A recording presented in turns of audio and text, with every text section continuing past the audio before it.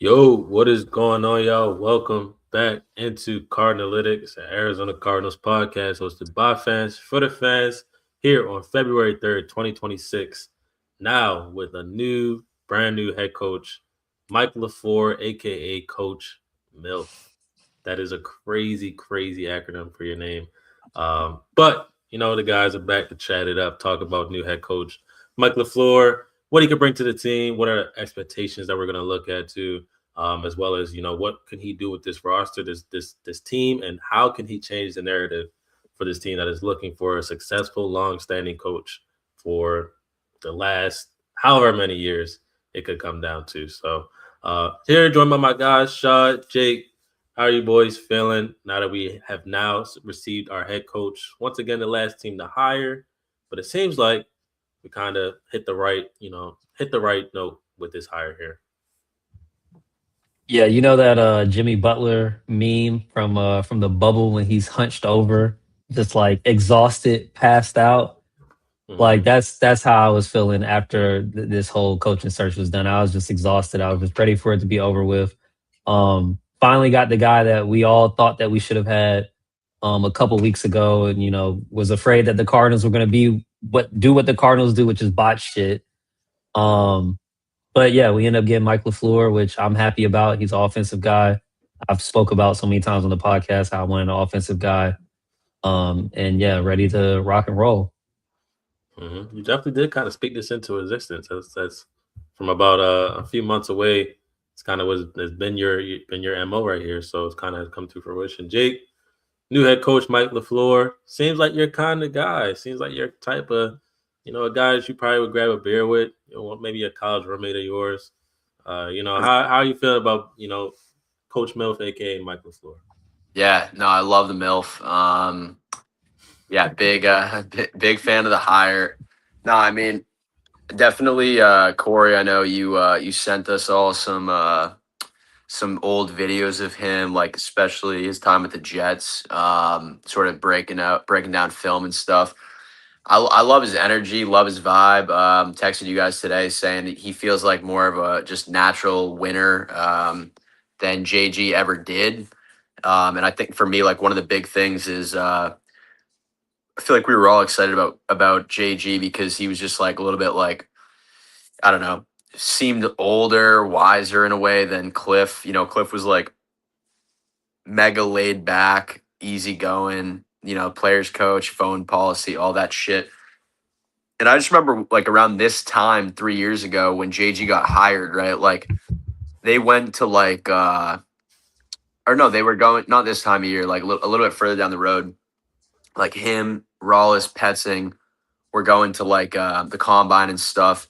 JG was making those guys wake up early, making them drink energy drinks and like hit the gym at like 4 a.m. So like, dude, at first, I mean, that was all. What do you call it? Smoke and mirrors, to the fan base, where it was like, oh, this dude is like fucking, he's hard and like, just like gets after it, is like a tough macho guy. And it just wasn't really the case, bro. Like he was pretty soft. I mean, even those last few press conferences, dude, I remember texting one of you guys about it, like just losing my mind, where he was like breaking down like film analysis, like in a press conference and just like dumbing it down to the reporter. And it was just like so cringy. It's like, bro, we're literally like about to be a 3-win team and you're like breaking this down to this guy as if he's never watched the game before. And it just all that shit, dude, just really rubbed me the wrong way in the end. And yeah, LaFleur just came in today and I really enjoyed watching his presser, dude. Like he's a family man. He, you know, uh acknowledged the players that came to be at the press conference multiple times, like told him how much he appreciated that, which I appreciated him doing. Um and yeah, dude, coming from the McVay tree, he also worked under Kyle Shanahan for a number of years. Like, I feel like, dude, that's doing your research on the part of Monty and Bidwell. It's just smart. Like, I'm surprised, dude, that some of the other coaches were hired before him, just knowing that. Obviously, he's a first time head coach, but like, so is Mike McDonald, and he's in the Super Bowl. You know what I mean? Like, he won 10 games his first year, and then he took a projected 6.5 win team to the Super Bowl, and they're more than likely going to win it. So, I like it, dude. Like, yeah, I mean, I honestly prefer LaFleur over Kubiak, which I know, maybe you guys won't agree with, other fans might not agree with, but I like genuinely, dude, like I feel like I'm a big culture guy, dude, like culture fit guy and personality guy, and he just feels like a stud. Love everything he's about. He's smart, but doesn't try to JG it and like act like he's smarter than he is. Um, I don't know. He's not like a hardo like JG was, right? Like he seems like, he's taking shit very seriously, but also, like he's not sidestepping questions and things. Like they asked him, like what's most important to you? And JG says, like, I'm looking for killers. Mike LaFleur says, getting the play in as soon as possible. And it's like, damn, bro, like that's a great soundbite, like right off the rip. Like that's something that the players can get behind that will really resonate with them and be like, okay, this is what we're about. Like, dude, looking for killers, like, yeah, it's just another smoke and mirrors line because it's like everyone in the NFL is a fucking killer, bro. Like they're all world class athletes, they're all killers. So like saying that and then coming out and like, yeah, JG's first couple of years, it was great, right? Like we were the toughest 4-win team ever, and then we were like an 8-win or 9-win, 8-win team that was like right there, and like I don't know, dude. Like he just clearly fell off this year, and it just wasn't it. But yeah, LaFleur just kind of seems like what you see is what you get type of guy, bro. Like I feel like he's trying to emulate McVay, which is great to hear and great to see. McVay's obviously a psycho on the sidelines, which I feel like the three of us will get into. Where JG was just like standing there with his like little like 2-inch note card like the whole game. Bro, that used to piss me off, bro. The note card, Right. With like his that used arms to piss crossed, me just off. like this, like the whole game, just like this. You wouldn't know if we were getting blown out or killing the team. So and for the most part, we're getting blown out. So no, I'm excited, man. I'm really, really excited about him. Yeah, it's great to bring in Coach LaFleur to the desert. He said some comments that we'll get into the press conference. I thought he was lying. Basically told his wife that he always thought he'd always end up being the Arizona Cardinals head coach, which is bullshit. But neither here nor there. Got a comment. Red Feather Workshop looks like Dana. Look, he changed your name. Appreciate you, Dana. Still coming through. Gotta be Said, Dana. hey y'all, just felt like they had no target or even a specific archetype in mind for the search. I like the result with that process, especially with the radio silence was brutal. Definitely agree with you there, Dana. More Cardinals bullshit, as we all know. Like at the end of the day, they as many mentioned, they probably were completely shocked that they had to fire again, and they didn't want to fire again, and they had no ability to go outside of that. And they'll give you the words of thorough search, and it was going to be extensive. This is always going to be a long process. This, that. But a team like Buffalo fired a coach 1 week, the week after they had their head coach. So it was just more so like you didn't really have a plan. You came into it as quote unquote casting a wide net. And again, you ended up with a guy that probably does make sense for you, but still just the optics of it could always be better. And hopefully we won't have to deal with this, for a very, very long time coming into it. So let's bring up, Coach MiLF. Welcome to Arizona Cardinals, Coach Mike LaFurke, Coach MiLF.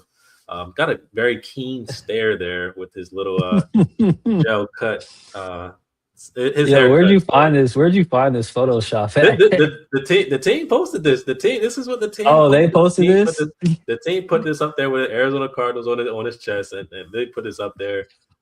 His haircut today was absolutely crazy.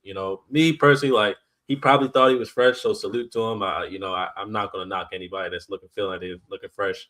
But that haircut, that spiked up, that was crazy. I hope to sweat during the game, or he likes to wear a hat maybe during the game or a hoodie. But yeah, shout out to Mike LaFleur. He's coming in here. Dana also came in one more sentence. She said he stressed urgency in his interview on the radio, consistent in that messaging, just not in getting the play in, but in building a staff, building relationships with players in all aspects. So, and he's learned from a great staff that he's been a part of with Kyle Shanahan, who's again. Kyle Shanahan and Sean McVay, guys who have busted, the Cardinals' asses for years. So it's probably only makes sense to dig into what that entails and add that to the Arizona Cardinals. So probably, a strong salute to Michael Bidwell for finally understanding that in order to beat these guys that are always beating you, maybe go into their process and dig into what they do and utilize what they do, which is now probably, what the Arizona Cardinals will bring with Mike LaFleur. So digging into his background a little bit, personal background. He is the younger brother of Packers head coach Matt LaFleur. Matt LaFleur was in attendance today with his family, as well as Mike's family, as well as their mother and father. So big salute to their mother and father. I mean, to have two sons in the NFL, especially two sons coaching and head coaches in the NFL, is massive. I know John Harbaugh and Jim Harbaugh have gotten a lot of love for that. So to have two sons in the NFL be head coaches is a massive, massive thing. So salute to that family. From Mount Pleasant, Michigan, Jake. I know you kind of like that one right there. I don't know how close that is to Spartyville, but is a Michigan guy, so you guys have a little bit of close ties. Continued there.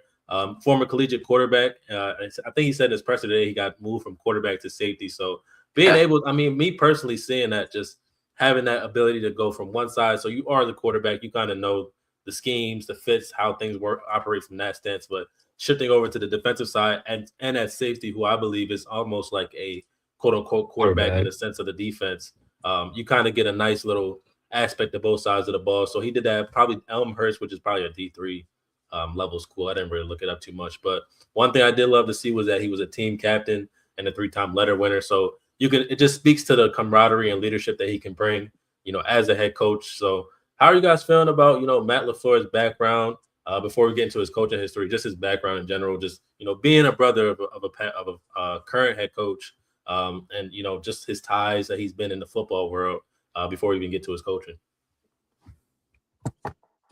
I think I was gonna say I think like in terms of him being, the brother of Matt LaFleur, like obviously that's just a connection that is just invaluable, right? Like you look at the Harbaugh brothers and he brought it up in his press conference, like, somebody asked him, okay, well, how do you manage, like, when y'all are going after the same coaching staff guys and y'all have the same relationships with players and this and that.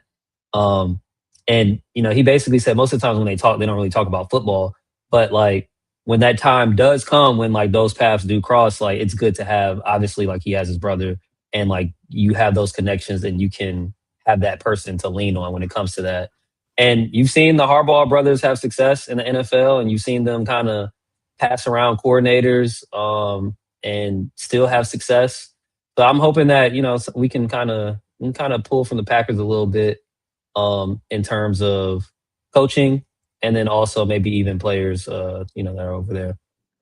Mm-hmm. Jake, like I said, this guy's a former collegiate quarterback and safety. Like it's pretty massive to bring into it as an NFL head coach. I know Gannon had a history of being a DB until he injured his hip. Apparently, that's what happened to him. But how are you feeling about LaFleur, his collegiate background as a quarterback and safety? Yeah, when I envision Gannon as a DB, it reminds me of that guy from Pop Warner that would jump on the pile after the man was already tackled. But besides that, no, I think it's pretty cool that he's got that background, like you guys said. I mean, essentially played quarterback on both sides of the ball, which is pretty cool. And honestly, like one thing I love about the guy too is when he brought that up in the presser, he was like, yeah, I think. Game wise, right? Like I had it, like was able to call the offense, call the defense. But he was like physically, I think the game was already passing me by, which like, dude, just the self-awareness to say that, not like act like he was like the fucking man playing at a D3 score or wherever it was. You know what I mean? Like just the ability to like say that is pretty cool to me.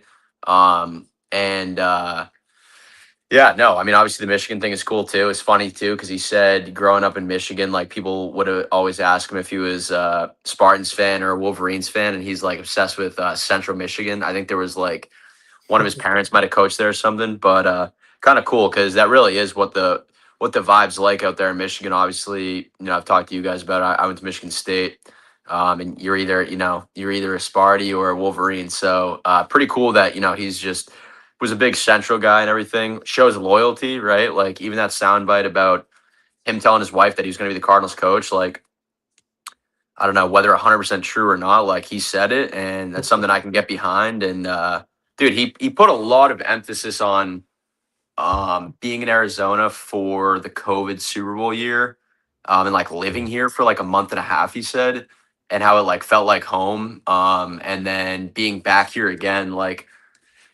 I mean, obviously we all hated it at the time, right? Like Bidwell just opening right up to dude, this was actually something that they talked about when he called into the local radio show today on my way home from work. And they were saying, dude, that Bidwell was sending planes to and from LA dude, like a ton of planes, and he was like bringing all of like the Rams like family, friends.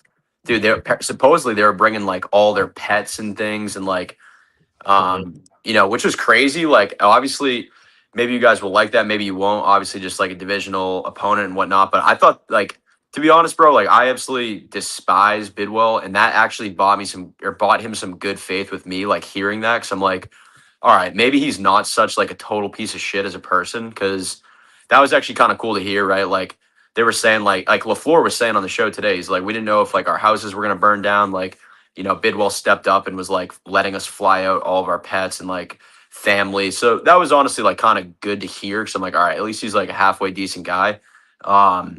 But nah, dude, like the loyalty, he signed the 5-year deal, bro. So it better work out, better find some success. But dude, it's a guy that just wants to be here, was looking for an opportunity. And when the whole, national narrative and media was just dunking on the Cardinals, like here's a guy that was like, fuck that, dude. Like I'm a very attractive candidate and I want to go to Arizona. So, whether he just wanted a head coaching job or what, like he chose to come here, and that's something that I can definitely get behind. Congrats, Bidwell. Peter's not going to be after you for taking care of the dogs.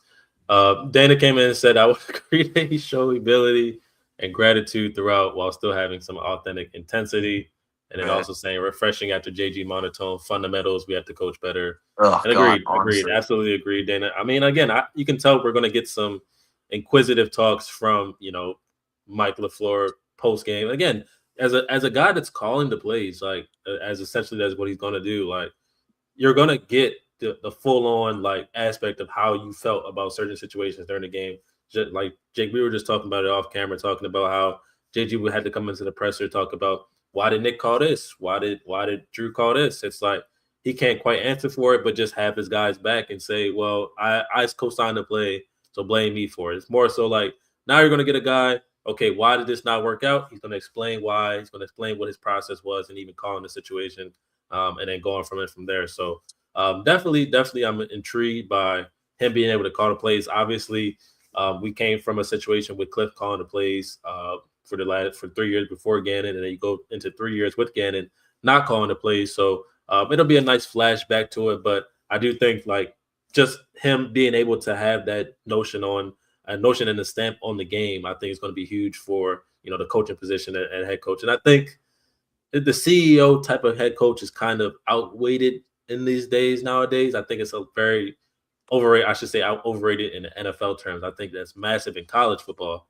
and especially youth football and lower. But the CEO type of coach is kind of dying in terms of the NFL, and you're seeing a lot of more guys wanting to have their touch on the game. You saw Robert Saleh last week or whenever he had his presser with the Titans mention how it felt like when he's a head coach and he's not calling plays, he's kind of just out there not really doing much. So just to be able to have him call plays should be huge for this team and going forward from there. So and I want to say, oh no, go ahead. Okay, I was going to say. I was just going to say, it's funny how we you mentioned the family thing. Why are our treatment of families on our NFLPA report cards always D- or below? That's very interesting to me, but maybe it'll change now, Mike LaFleur there. But go ahead, Sean. No, I was just gonna say, Dana brought up a good point that saying he showed humility and gratitude throughout, and that just reminded me of, one of the things that he said was so humbling was he basically said, he understands that this is a results based business, so he's already showing that he knows what type of business this is, what type of position and job that he has, right? And obviously, it's one of 32. But then he also mentioned that, he's not saying that we got it right. He's not saying that we got the head coaching hire right. But at the same time, he understands that he has to come in and do what he's telling us that he's going to do and do what he's setting out to do. And then hopefully that he can prove us right in that aspect. So I thought that was pretty humbling to hear him say that because you don't really hear coaches say, or just people that get hired for new positions come in talking about like, yeah, like, I understand this is a tough job, and at the end of the day, we might look back at this and say this was the wrong hire, but I'm gonna do everything to make sure that that's not the case. So I think that was pretty cool to hear him say that. And I believe a big place from that humility is just from his coaching background. So it's very extensive, very long, and I think before I even talk about before we even talk about what is his background, I think a massive thing for this, in my opinion, is that you see it go from literally the lowest level possible to the highest level possible. And I think for me personally, I know Shaw, you're a little bit more of a Cliff guy than during his time here than I was or even Jake was. But I think the thing for me with Cliff is that Cliff didn't have this coming into it, and then being the young offensive coordinator in the NFL doing XYZ. You see here, and like you mentioned, the humility. The humility comes from being let go from a team like the New York Jets. Like the New York Jets letting you go and moving off of you, you realize, as you mentioned, Sean, the results based business comes into play there. And you're talking about an Arizona Cardinals team who is had to go by a results based business with their decision making with firing Gannon and just results based business based on their history of their football team, which has been lower end and not as strong suited for most things. So just seeing this extensive coaching background going from Elmhurst, I guess he went to his alma mater, was an offensive assistant there. St. Joseph's, which I believe is a high school level. I'll have to look it up for sure. But quarterbacks coach there, offensive coordinator there. Going over to Davidson, who probably was in the what is it the not the I NC2A, don't but even know what. Yeah, that Steph level Curry's. that's the I just know Steph FCS. Curry. Yeah, the FCS level of football Yeah. there. Offensive coordinator, quarterbacks coach, and wide receivers coach there. So had his hands in a lot of pots over there as well. Cleveland Browns in 2014 as an offensive intern. This is when they had Kyle Shanahan. So this is kind of where his basis in the NFL started. And I believe he mentioned it on his presser today that position right there is kind of what got him flowing into the NFL. You kind of see immediately after that, he follows Kyle Shanahan basically everywhere he goes at that point. Goes to Atlanta with Kyle Shanahan as an offensive assistant there. Goes to San Francisco when Kyle Shanahan gets the job, becomes a pass game coordinator and the wide receiver coach, and then goes into the pass game coordinator again. So definitely had his hands in a lot of good things that the San Francisco 49ers have developed with themselves. Goes over to the New York Jets with Robert Saleh once Robert Saleh gets that job. Gets fired after 2 years. I heard I did hear that firing him was not quite what the team wanted. It was more so, owner based. So that to me again is something that you can kind of see guys are having his back. Coaches are having his back. So it's like a lot of success when it comes to inside the building, whether or not be, owner decision here or there. But a lot of guys are having his back. Immediately from the Jets, goes over to Los Angeles Rams as the offensive coordinator. And for a guy like Sean McVay to pick you up after you get dropped off by the Jets kind of shows you everything that you need to see when it comes to there. So very extensive coaching background, Jake. How are you feeling about, Mike LaFleur and his resume as a coach coming into, his position now as a head coach for the Arizona Cardinals? Yeah. One thing I just want to say real quick before I get into it. I don't know if you guys were tuned into the Pro Bowl game at all, but Aziz Al-Shaair just kind of like tackled Gibbs, which is kind of funny. But yeah, Typical no, Aziz. I was about to say I'm actually a big fan of his, but yeah, that is typical of him.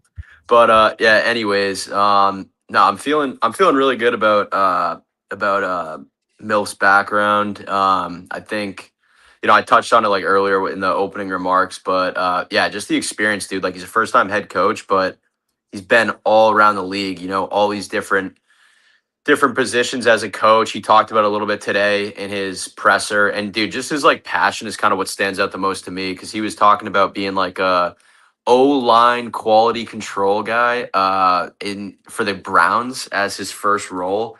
And he said it was the coolest job ever, at the time. And he's sort of just like grown at that, like from each role. And then just to have such a close relationship with a guy like McVay, Shanahan, I've always been of the mindset if you can't beat him, join him, and I feel like that's kind of what Monty and Bidwell ended up doing here.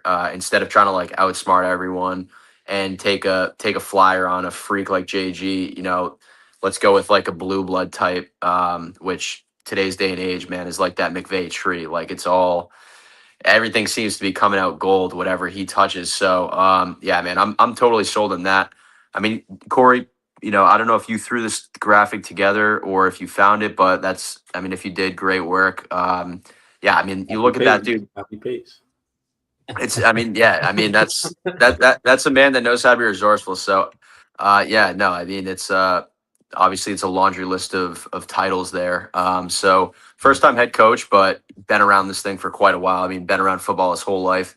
So I feel confident in it, man. I think this is the guy that we like need to come in and be that culture changer. Like JG was supposed to do it, clearly failed. So I feel a lot more confident with MILF. Yeah. Going in.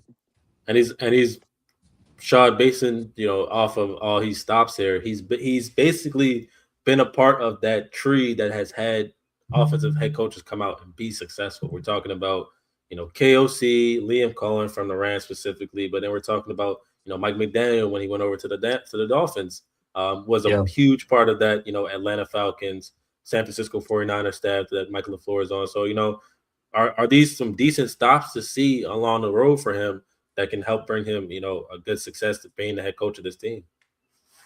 Yeah, I mean, first thing I see is he's spent basically 10 plus years with either Kyle Shanahan or Sean McVay, or maybe I guess 8 years because he had the 2 years in New York with Robert Saleh. But um no, like I mean, he's been around all the types of guys that you look at when it comes to people who have transcended the offense in the NFL over the last couple of years. The Sean McVays, the Kyle Shanahans, those two main guys, and then even his own brother Matt LaFleur up in Green Bay. That's not listed on here, but obviously he has connections with him too. So I'm excited about MILF as we're calling him. Obviously, I was very high on Kubiak up into like throughout the season and up until the coaching coaching search process. But I think that Mike LaFleur, he checks all those boxes in terms of offensive play caller and up and coming guys that you want to have running your team. And the good thing about it is, he's the head coach, right? Like you don't have to worry about him getting poached from somebody else to be their head coach, right? As a coordinator, that's the big thing that you worry about. And speaking of coordinators, I don't know. I mean, I don't know if we plan on talking about some of the coordinators that we've been talking about hiring in terms of defensive and offensive guys, but it's funny that I'm looking at this right now and a crazy, crazy thought came into my mind about, what we might do with the quarterback position next year. Because, you mentioned how he was kind of pushed out of New York and it wasn't really like a Robert Saleh decision. It was more of a management decision, an ownership decision Oh no. because they wanted to get, Aaron Rodgers, and Aaron Rodgers ended up bringing in Nathaniel Hackett, who apparently right now is in the running for our offensive coordinator position. So that would be a Hackett is? crazy, yeah, Hackett, yes, yeah. Dude, So right now, I low key don't hate that, bro. Rogers like loves that dude. and Well, I Rodgers might do. not be going back to Pittsburgh. That's all I'm gonna say. Dude, So you're all so you're right, all trying right. to so you're trying to connect the dots, say that Hackett's going to be here with Aaron Rodgers for 1 year. Oh, thank you. But I mean, Hey, I'm just it was Dude, just a crazy thought that just came in my mind. I'm like, I don't know, Mhm. man. Look, because at this point, we're probably gonna talk about it too. At this point, we've got it, we found our head coach. So the next question is who's gonna be the quarterback for the team? And my how I've been looking at things is just, I'm preparing myself for what type of season this is gonna be. If we're gonna run it back with Jacoby Brissett, I'm already knowing what's going to be up. Like what type of season it's going to be. If we're going to get a rookie, we might struggle even with that. If we're going to keep Kyler, I feel like that might be the best option to try to have some success next year. But the last thing I will say is it was very refreshing to hear Michael Bidwell, or not Michael Bidwell, but Mike LaFleur reiterate the fact that Michael Bidwell says, "Hey, I want somebody who wants to come in here and win, right? Like he loves this team. Like so many times we think, oh well, Michael Bidwell, he doesn't care, like he just cares about the money, this and that. And whether it still may be true, it's just refreshing to hear another person say, yes, no, he does care. He wants to win bad. And like Dana mentioned in his podcast or on the radio talk show, he was stressing, urgency, and that was the theme that was coming through from the pressure, where Monty and MiLF sitting up there were basically saying, like, look, we're trying to win. So Mhm. it's It's just very, refreshing to hear. yeah. It's going Dude, to be very interesting to see how they shake out with this. As again, there's a sector of Cardinals fans. I would conclude all three of us in there that believe that if Kyler Murray wanted to, this would be a decent option for him to utilize as an OC. Again, like Drew, we're going to learn a lot about Kyler Murray and what the situation was when it comes down to what Drew Petzing kind of does in Detroit. Even though Detroit's offensive structure and the players that they have over there are a lot more dynamic and consistent than the offensive players that were on the Arizona Cardinals. That's for one. But secondly, we're going to learn a lot about the play calling structure. What he's able to do with those players over there, and so we're going to learn a lot about from Kyler Murray's standpoint. Was it him? Was it Drew? Was it our players? Could it be a hodgepodge of everything? We're going to learn a lot about that. But also at the same time, I think, as Sean, as you mentioned, we're going to learn also what to expect from him personally in this season coming up. Because again, if you have Jacoby Brissett out there, you can't expect to have a winning record. You can't expect to make the playoffs. If you go out there and draft a rookie, how can you say in this division you're going to expect to make the playoffs, expect to have a winning record, X, Y, Z? So yes, I know people have, punted him out and said he's gone immediately. And maybe that may be the case, but I do think a lot of it's going to have to come down to how do they want to play this? How do they want to come out and structure their offense, structure the team around themselves? So one guy, personally, I'm not saying it's not going to happen. And we're all just throwing guys out there based on, but Jake, I know you're not gonna like this one, but it's 10 from San Francisco. Like oh, jeez. he fits what they want him to probably want to do. He fits what they probably want to do. He'll be a free. I'm not sure 1,000% if he'll be a free agent or not, but he played well enough, in my opinion, to be a quote unquote distributor / point guard role for your football team until you can get your guy. Like if the Cardinals are not good next year and they're in the top 10, top 12, whatever the case may be, and they have picks, they can move up. Have a chance to themselves to get one of those quarterbacks that come out there. And shout out to Joe, Cardinal Rule. He's been putting out some great, AI stuff, showing out, showcasing kind of what that scheme would fit towards players, not only on the current roster, but draft picks. And the number one quarterback that fits this scheme that is available this year, that probably will be a day 2 or day 3 pick, Cade Klubnik out of Clemson. And he completely fell out the radar this season. But again, if that's a guy that if that's a guy that LaFleur seems to be like he wants to, take a shot on, and he comes out there and Jacoby Brissett's your starter for 2 weeks, injures himself or plays badly, they put Klubnik in and he just rocks out in the system. It becomes a standpoint of like, oh, well, this is what we have now. And this is how we go from it. So I personally am going to be cautiously optimistic from LaFleur in terms of what he'll present to the football team and what his offense will be.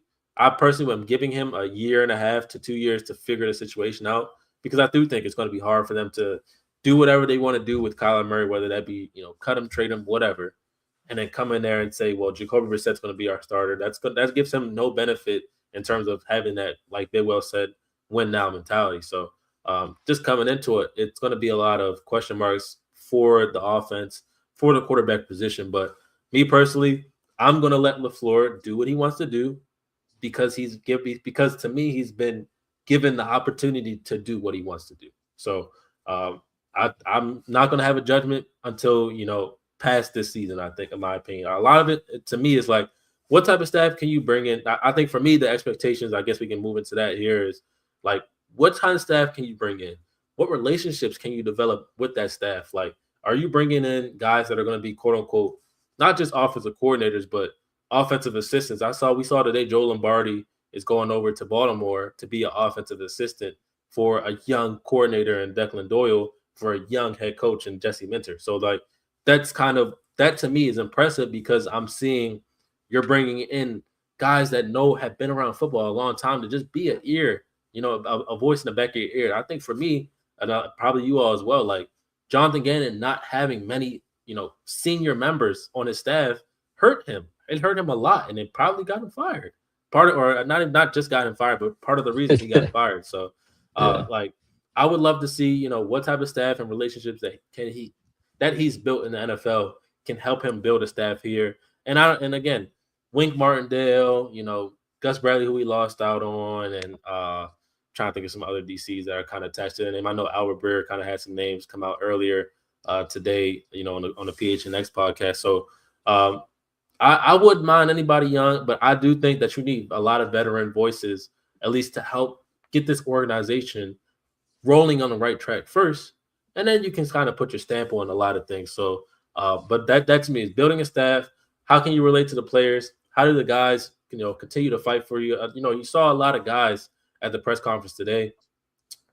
Didn't see some players here or there, but again, you guys got to understand this was. I'm glad this was put out as well. Some guys are on vacation. Like some people were like, "Why isn't Marvin Harrison Jr. there?" Who knows where Marvin Harrison Jr. is? Hopefully, he's working on catching the ball with his foot, catching the ball with his hands. That's the first thing I'm hoping he's doing. But secondly, he could be in Turks and Caicos, wherever he could be at right now. So not everybody's going to be there, but it's good to see. There's it was like at least 20, 25 guys there, to support him. So again, what type of staff can you build? What type of relationship can you bring with the players? And can you endure us as a fan base to understand the process of what you do? Truly understand the process of what you do, why you do it. And also, I need some inside looks on what y'all doing. I can't be shut out like Gannon had us shut out for the last 3 years. So please give me a little bit of insight, and that's all I care about there. But what are some of y'all expectations, for LaFleur in year one? Are we expecting playoffs? Are we expecting just winning here and there, or is it just a small temperament at least going into year one? Bro, I'm just excited to. Oh shit, you want to go?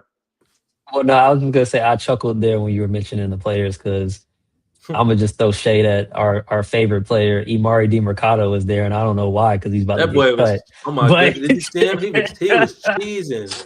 He was cheesing. He was like like I saw his face. He looked at somebody. His smile was ear to ear. He was so happy. He was so happy that Jonathan Cannon was gone. yeah. Oh, but that boy Marty Demercado, enjoy your last few days, buddy. You're gonna be cut soon. Don't worry about that. Don't worry about that. No, go ahead. Go ahead, Jake. Jake. I was gonna say, yeah, I'm just excited, man, to see the completely different different product. Let's go. Appreciate it, Raven. Appreciate it, Raven. Yeah, just a new product, man. Like totally different. Petsing can no longer terrorize us. JG can no longer terrorize us. Dude, who knows, man? Like I think before you jumped in, before we went live and stuff, Corey and I were discussing it a little bit. And dude, I mean, the Patriots won 4 games the last 2 years, and now they're in the Super Bowl. Seattle was projected 6.5 wins this year. They're in the Super Bowl. The year that we had Houston's pick, they were projected like 2 wins. They won like 13 games with the rookie Stroud. Like, bro, who knows what could happen? We do know if JG stayed and Petsing stayed and they ran back that shit show, we know exactly what would have happened. I think that's the beauty of it is like for us three, our season's been over, bro. I mean, I've been into Michigan State basketball this year from the jump, which is pretty brutal.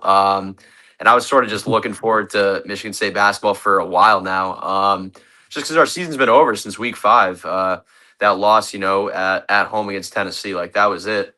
So I'm just happy that what's his face Bidwell had the stones to fire JG, still under contract. Are we still paying Cliff, or is that done now? I would imagine that we're still paying him because that's all everybody talked about, how we was going to be paying. So this must be the last year then, if we are still paying him. But like Cliff, and then JG now. I mean, that was like a big thing. I don't know whatever happened with Kimes' deal or whatever, but a lot of people, were talking about that and how they weren't gonna actually do it. So I'm glad he had the balls to do it. I'm really excited for a new product. Expectations wise, it's pretty open, man. But I would say expect not to be eliminated in week 5 again. Hopefully Seattle wins the Super Bowl and has a little bit of a hangover next year. The Niners, I think they're starting to age. So, Ayuk's not coming back. Juwan Jennings, I feel like he's older, right? McCaffrey, dude, another year older. Like, I don't know if he stays fully healthy again. They already had a ton of injuries anyways. But and then the Rams, right? Like Stafford is aging. So we'll see what happens there. Atlanta did us a huge favor by winning games down the stretch. So, LA doesn't have like a top 5 pick anymore, which is great. So yeah, I mean, expectations, man, win at least 6 games, I would say. Really, bro, like if first year head coach, like who knows what's going to happen at the quarterback position, but like you go out, win 7 games, be competitive and like have some fun with it, man. Like throw some Ben Johnson, Sean McVay type creativity into the playbook. Like that would just be a win for me. But I'm curious to see what you boys think as well. Yeah, I mean, go ahead, Sean. Yeah, no, I was just gonna say expectations for me, similar to what you said, Corey. First, lock in those coordinators. I think that it's important for them to get some veteran coordinators in there, people that can come in there and can help you evaluate the talent on your roster and better evaluate the talent that we need to acquire to do what we want to do. Um, I think that part of him being in so many different places with Shanahan and with McVay, one thing that those dudes do well is getting talent and hitting on talent late in the draft. So hopefully he can help with that. Expectations season wise, that to me, it all comes down to the quarterback who we have there. If we're talking about, is this a team that can potentially go from worst to first? But, I've been beating that drum since we basically benched our starting quarterback. Like next year, every year is the new year. And you look at teams like the Jaguars, you look at teams like the Patriots, and there was another team, I think the Bears. I think the Bears only won like 4 or 5 games last year too. Those teams all had bounce back seasons, and a lot of people didn't expect them to be in the positions that they were this year. And I think it's very possible for us to do that. And that's why I think, pedal to the metal when it comes to acquiring talent, when it comes to spending money and making sure that this roster is the best roster possible. Because I definitely lost faith in Jonathan Gannon. We all lost faith in Jonathan Gannon, Drew Petzing as well.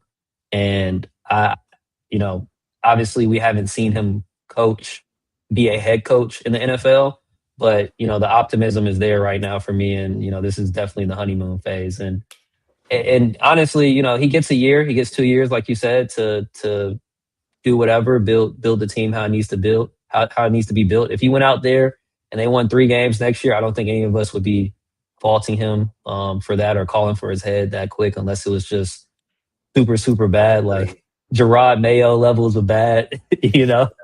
So or Steve Wilkes levels of bad. But no, expectation wise, like um, I'm just excited for a change, a new face. Mm-hmm. Yeah, it's like I'm also in agreement. Obviously, the quarterback situation, but I just want to see us have, I guess, in a sense, like you want to come into it, just say, you see competitive football. But I think we've seen competitive football with our bad rosters before. I think we have a good enough, some talent on the football team to be a lot more than just a competitive football team. I think we have the talent to win football games. But it's also going to come down to execution. Again, like Shaw mentioned, who's at the quarterback position, and just kind of how this roster ends up shaping out, and can they capitalize? I mean, we've been in situations where we were in positions to win football games and lost them just like that. So it's like, can he show me that we can be in positions to win football games? And he mentioned this in his presser. Like teams saw us last year. Teams saw us be successful. Teams saw us in these games last year. And then by the snap of a button, things just faltered and they lost games. And I think that comes completely down to coaching and then the aspect of how that comes down to it. So he knows what's on his plate there in terms of, this is what I have to do for this football team, and it's have some success, being the leader and finisher for these guys. So I'm definitely interested to see how he can kind of hold his own in this division. Who, he's been around 2 guys that have been stalwarts in this division for the last 8-9 years at this point, and then now Mike McDonald coming in here, taking the reins of the division by storm. How can he hold his own? I think that's going to be a big thing for me next year, is how can he hold his, especially in division games, right? Even if we only win 2 division games, how do you hold your own in these 6 division games that we have? And can you manage it? And can you hold on? And can you take the reins in some aspect? Can you be more prepared than the other team? I think that's going to be another thing watching. It's like, how prepared do the Arizona Cardinals look next year? Are they advanced next year? Like, I think a lot of it was very, just do your job, just execute when it comes down to, Gannon and Petzing and what they talking about, how innovative are the Arizona Cardinals going to be next year? How advanced are they going to be with their play calling, with their aspects, with their scheme? With the intangibles. I think we all talked about it on this podcast here. It's just like the Cardinals didn't do anything intricate. Everything had to be simplistic, and if they didn't execute it, it wasn't going to go well. So how I should say diverse will you be with your aspect of your football team and everything like that is going to be something I'm looking for. So I'm definitely excited for how it I will looks. say. But me Mhm. personally, I'm just very um what's the word I used earlier? Cautiously optimistic about everything that's going to happen because we've gone through this path of offensive guy, young offensive guy, coming into it, and we are at the end of the day the Arizona Cardinals who have 7 playoff wins in almost however many X years or 7, whatever it is. So 100 Bro, plus years of 7 playoff wins. So again, dude. Mhm. you can only go upward, Mike. So like that's something I'm going to let you know that now, but it has to be done. Like somebody has to end a streak of continuously downslides going downward. So I'm definitely excited I to will see say. what he can bring in here. I will say one more thing that I am expecting, and I'm actually fairly confident, super confident that he's gonna do a good job of doing. This is the first time in some years that I feel confident saying that we have a head coach who is going to scheme up and actually build an offense around his playmakers. You know, I think Drew Petzing had an offense that he liked to run, and he just had guys in it that you know oh, we drafted Marv, but he wasn't necessarily a right scheme fit, right? He's just getting these guys, but he's not really tailoring the offense to these guys. I know from seeing Mike LaFleur call plays and draw up stuff in New York. I mean, they had was Brees Hall and Garrett Wilson, and that's where the ball went. Everything was drawn up for those two guys. So I expect him to kind of elevate some of our playmakers on the team. We saw Michael Wilson. I don't remember the exact quote, but basically, I mean, he was kind of throwing shade to Drew Threw Drew Petzing. Petzing way under the bus, and he dumped him under the bus immediately. And he low key, But I mean, again, he kind of he lied low key dumped what's the name under the bus too, and Jonathan Gannon talked about basically saying yeah, have an offensive guy that can utilize our skill sets is basically what he said. So Who said? Wait, who right. said So this? Michael Wilson. Yeah, Yeah, he said good, he's happy good. to have. Yeah, Glad to yeah. hear that, bro. Dude, that's yeah. You make Um, such a good point. So yeah, no, I think he sees it. I see it. I think that's clear as day. Because even going back to Cliff had an offense that he wanted to run. And he stuck to that. Right. Same with Drew Petzing. I think with Mike LaFleur, because he comes from Kyle Shanahan, because he comes from Sean McVay. You see those guys adjust no matter who they have. They can have Baker Mayfield at quarterback. They can have Jimmy Garoppolo at quarterback. Whoever Brock Purdy when we didn't know who Brock Purdy was, and they're going to make things shake, right? So I do expect that from him, and something that I'm looking forward to next year because I know that's something that he's going to bring to our team. mhm. Before we get into the last little question here, she came out and said he did point out with Kyler that he has already been watching Cardinals film for the last 3 years. That is a quality head start on evaluating the current roster, and I completely agree with that. Like when you get a divisional look at an opponent, and you bring in a divisional coach to now coach your head coach, now be a head coach for your football team. He's also, as a Rams offensive coordinator and even a San Francisco offensive guy, he's gotten a very good look at a lot of our defensive players and how they got attacked. So you can just give those tidbits to your guys now, immediately say, this is how we attacked you because of how you do this, that, and this is how I want you to do it a little bit differently to, counter those things or be a non against that. So that's going to be a huge, like you said, that's a huge head start for him. Just looking at the roster and going into it. And then again, he was talking about it a lot with Monty today, saying they're ready to get into the roster literally, in 45 minutes after the presser Yeah, to start looking at things. So that's a good notion for him.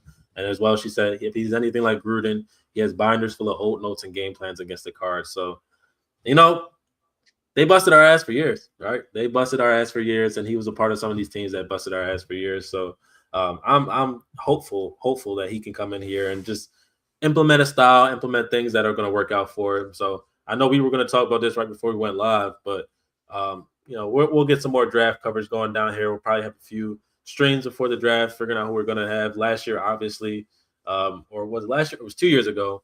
We had a lot of streams before the draft, just being so excited that we had a chance to draft Marvin Harrison Jr., thinking that was going to be the key piece that we needed coming into it. Obviously, Hey, things it might be a bounce back how they season. did.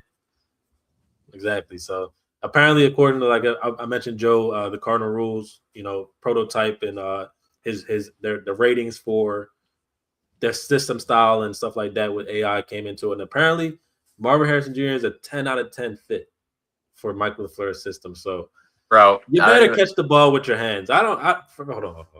First of all, before anything about a fit, before anything about what he's going to be as a player, get to the jugs, catch the ball with your hands, and when you put your pads on, catch the ball with your hands. I don't want to see anything touch that chest. I don't want to see anything touch the 1-8 on your jersey. Catch the ball with your hands, and let's go. Please, please, let's go. I'm watching T. Higgins and Jamar Chase in the goddamn Pro Bowl games, having all this fun, and their team is ass, but they're good receivers, so it doesn't matter anything. Time to go, Marvin. Let's turn up a little bit now. There's going to be no excuses about the coaches, the quarterback, XYZ. You're a veteran now. It's time to go. This was JSN's third year, huh? Was this his third year? He became an 1,800-yard receiver and didn't lead and I saw he also didn't lead the league in any one singular type of route run. So he was as diverse as they come when it comes to inside the league. So it's time to go. It's no more, if, ands, or buts. It's, are you a bust or are you not? Because again, you're going to be labeled a bust based on your hype of draft profile. So bust or not, let me see something. I need to see it all, because there's a guy, number 14, who showed a lot of fans. He is real. He's going to show up every week, and he's going to ball out regardless, and he's going to catch the ball with his hands. That's the biggest thing. Yeah, bro. Catch the ball and come into it as a superstar, please, sir. I think when it comes to Marv and Marv's son, it's time to put up or shut up. You gotta, Joe, you gotta.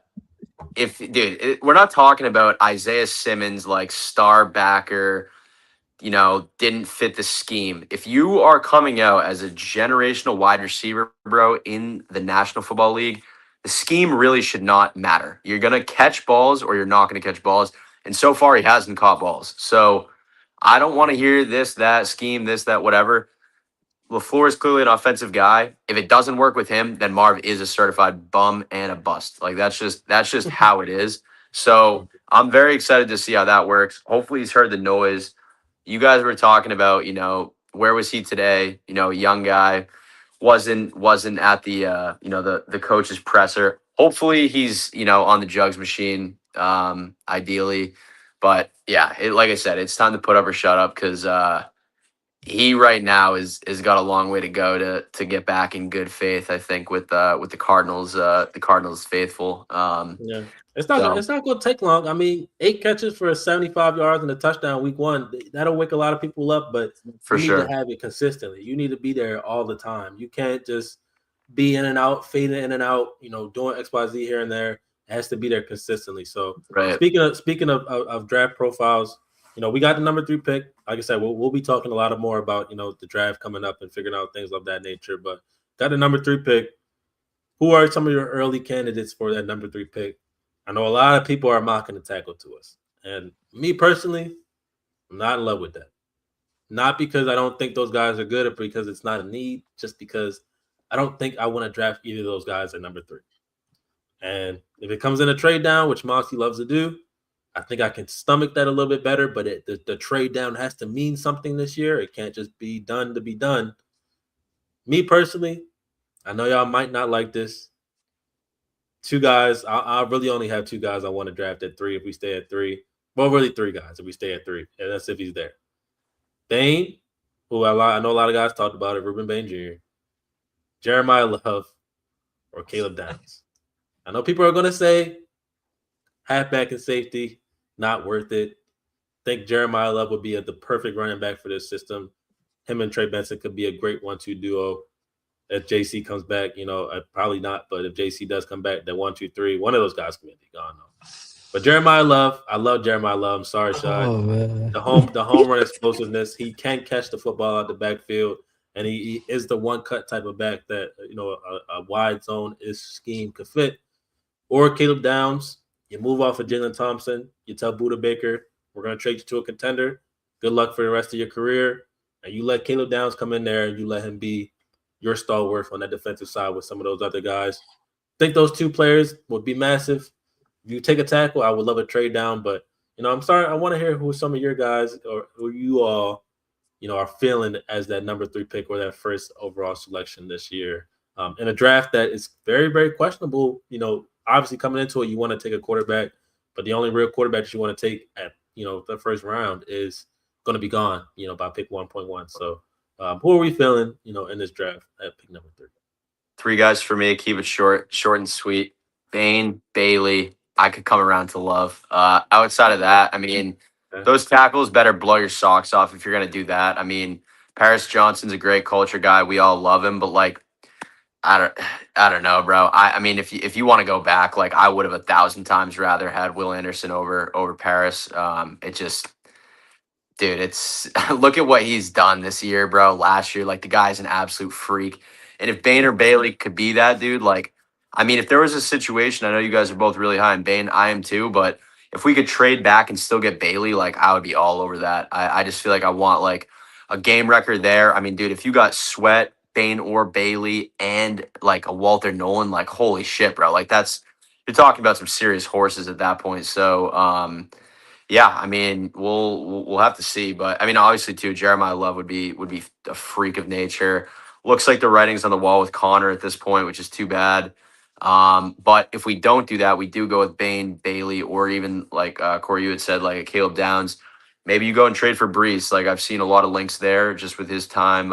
Brees is a free agent, by the way. So there's no trading him. Yeah. So MiLF, like, I mean, you got to go in and pick that boy up. Obviously, he's a big fan of his. So that sort of fills that need right there. And then you got arguably the best running back duo in the league with Brees Hall and Imari DiMercato. So, but yeah, that's where I'd leave that. Man, if we drafted Jeremiah Love at 3, I'm not gonna lie to y'all. I'd be pissed off. Rest easy. No. You gotta understand this. Nah, you gotta trust MiLF. You gotta coming in with a plan, right? He's coming in with a plan. If they take him at 3, they think that he can be that type of running back. Coming into it, I think because of the draft itself, how it has shaken out with the prospects. Him at 3 is almost like him at like 15 in some other drafts or 20 in some other drafts because he is probably a top 5 guy in this draft, talent-wise alone. Shad, would you rather draft Jeremiah Love or go pay Brees Hall? I'd rather pay Brees Hall. Travis Etienne is a free agent. Okay. And then also, I don't know. Also, I was about to say, also, I've been watching some of those like previous interviews and stuff of sound bites of MiLF talking. I think he mentioned one time about how, when he's scouting running backs, all he looks for if they can make that one cut. If they can make that one cut, they're good to go. And so it's plenty of running backs. And I don't want to get too deep into Jeremiah Love, but I'd be very, very upset if we took, I mean, who are we, the Giants? We taking Saquon and we don't need, like, we have so many other needs, right? Like, especially if we don't have a quarterback. I'd rather take Ty Simpson at number 3 than Jeremiah Love if that's the case, and we don't have a quarterback. I'm sorry. If we don't have a quarterback, I'm sorry. I'd rather do that over him. But I'm not saying that that's who should be in contention for number 3. I'm not saying that at all. But for me, it would be, for me, obviously Ruben Bain, obviously David Bailey.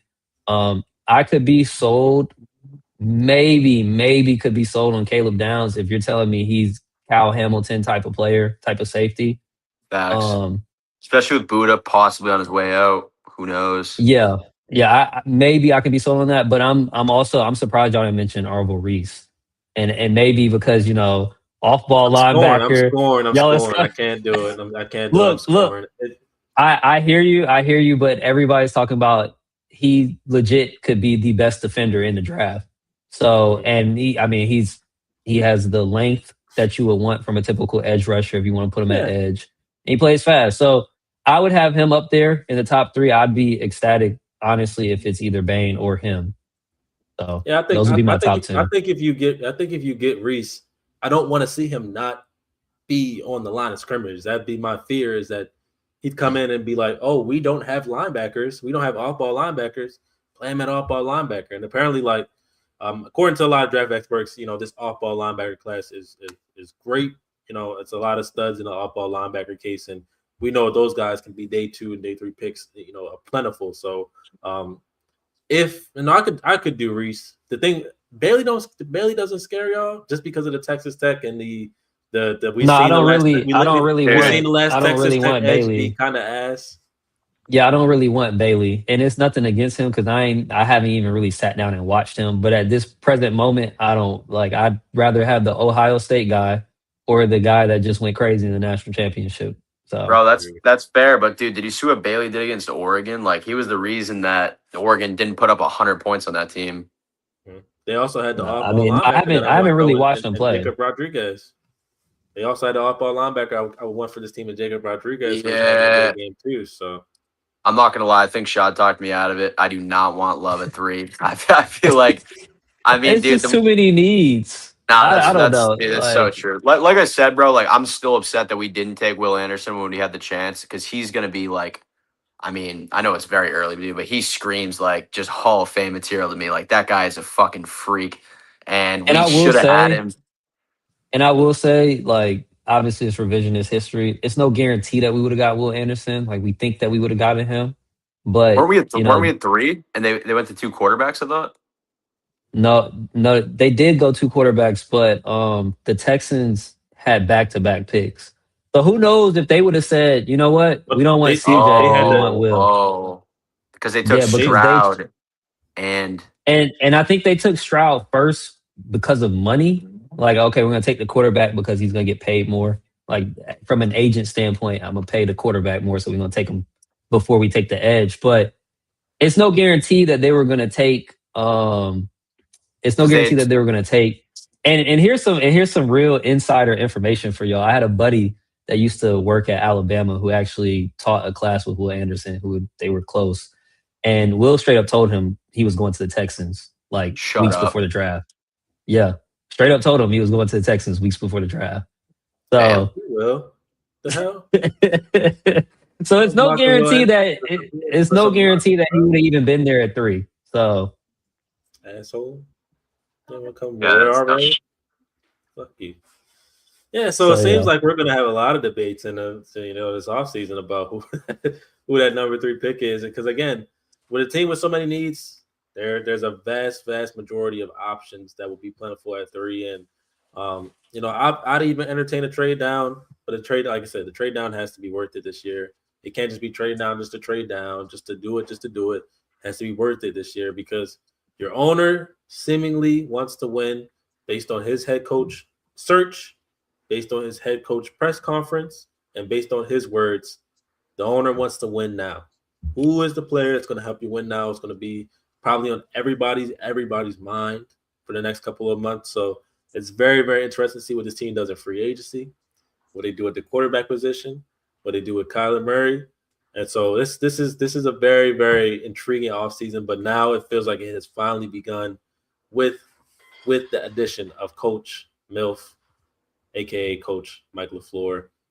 Glad to bring you in here. Hopefully you can make a difference on this football team, and hopefully you can make a difference for this organization, this franchise, these fans that, again, I'm tired of, we got dragged through the mud as fans this year, with the play on the field, with the wording off the field, with the situation that has come off the field, with a staple player like Kyler Murray, who is seemingly going to be likely gone from this franchise if he's not going to be held on to.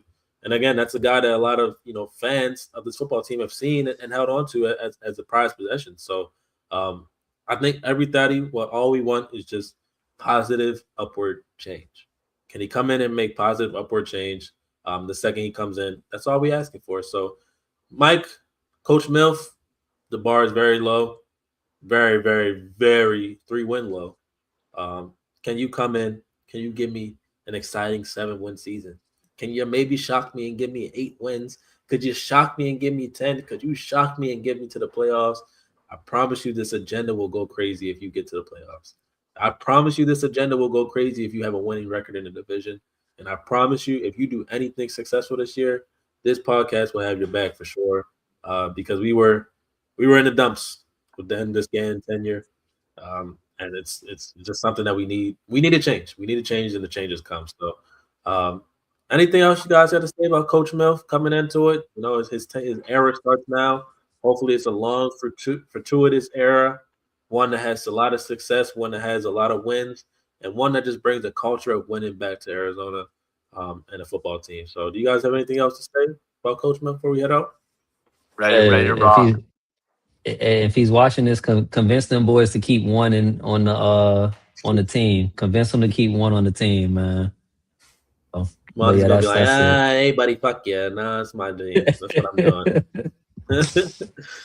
Yeah, Monty's getting a little bit of a fuck you attitude going around here nowadays.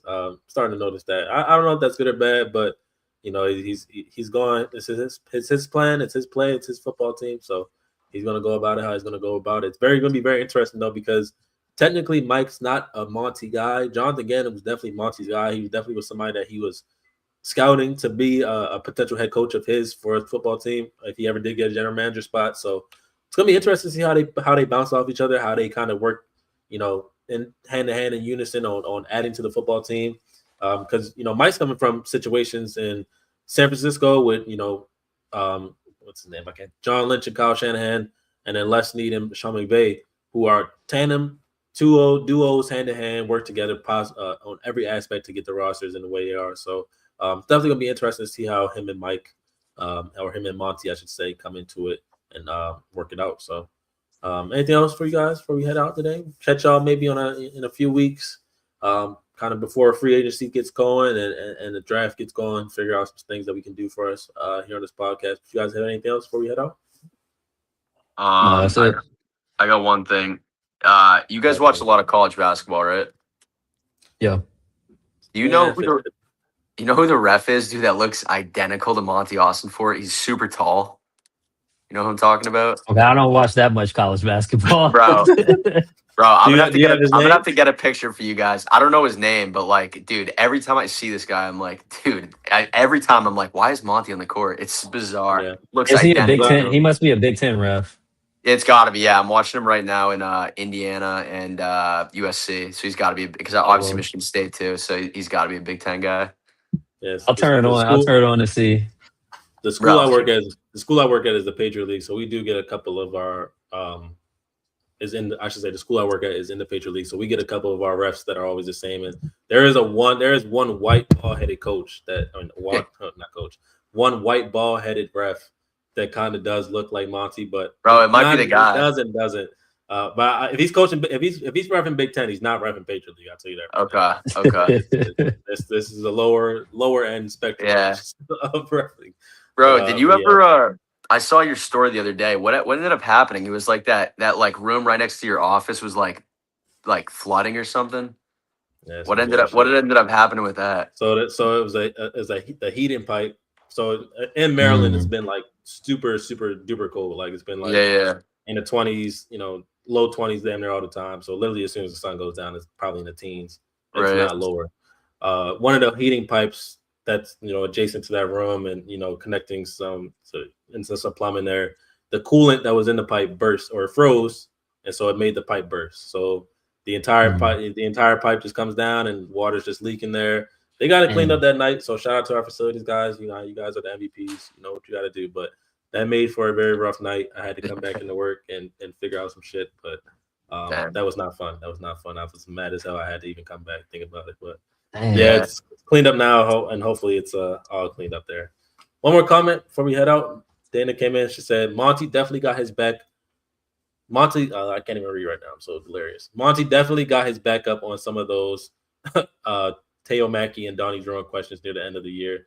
Too used to the soft AZ media. Yeah, Teo's putting on a full court press. Even in his presser today, he asked him a question about like, is your job desirable? And Monty kind of had to put on a face of like, yeah, we had guys that wanted to coach here, this, that. So Teo's putting on a full court press. Shout out to Teo Maggie.